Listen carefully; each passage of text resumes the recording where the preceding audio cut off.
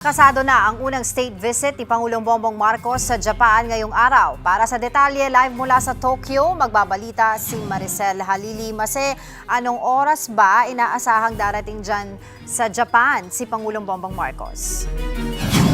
Angela, inaasahan na darating nga dito sa Tokyo, Japan si Pangulong Bongbong Marcos makapasado alas 6 ng gabi. Mamaya, oras dito sa Japan para sa kanyang kauna-unahang state visit. Bagamat ito na yung kanyang fourth visit dito sa Japan bilang isang Pangulo. Ito yung kanyang first state visit dahil inimbitahan nga siya ng bagong Prime Minister nila na si Sanae Takaichi.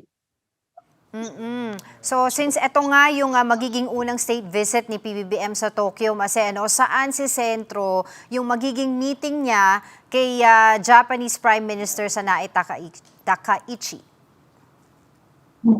Ang sinasabi, Angela, ng Department of Foreign Affairs, of course, primary focus daw nila ay yung tungkol sa energy security, lalo na ngayon, chairman ng ASEAN si Pangulong Bongbong Marcos.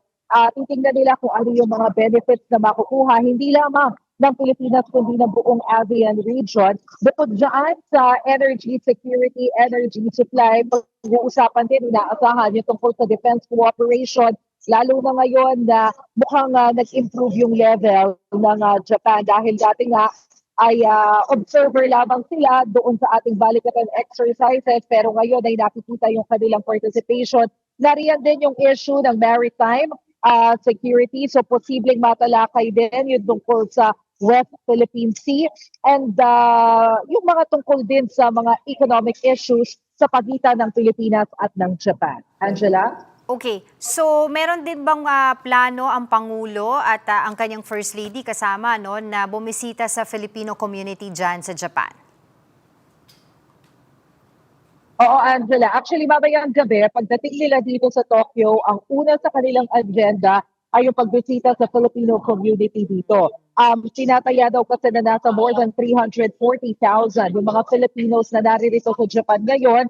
Kalahati sa mga yan ay mga temporary migrants, yung iba nagtatrabaho bilang teachers, bilang engineers, yung iba nasa healthcare industry. So inaasahan na mamaya yan yung unang pupuntahan ni Pangulong Bongbong Marcos kasama yung iba pang members ng Philippine delegation with the First Lady, of course.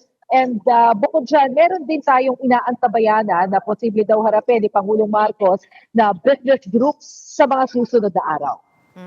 And lastly, Mase, kasi ang Pilipinas at ang Japan will be commemorating the 70th anniversary of the normalization of their diplomatic relations in July.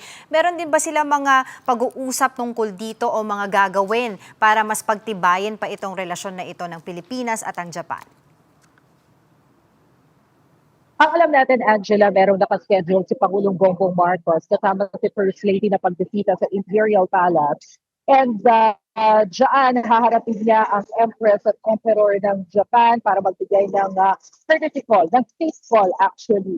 At bibigyan sila ng welcome ceremony, magkakaroon ng exchange of decorations o ito yung pagbibigay ng palitan ng mga regalo o yung ano ba yung memorabilia na nanggaling sa Pilipinas, ganyan din yung gagawin ng Japan. So isa yan doon sa mga inaasahan natin na mangyayari sa 4 na araw na state visit ni PBBM dito sa Japan. He'll be staying here up until Friday bago siya bumalik dyan sa Manila. Angela?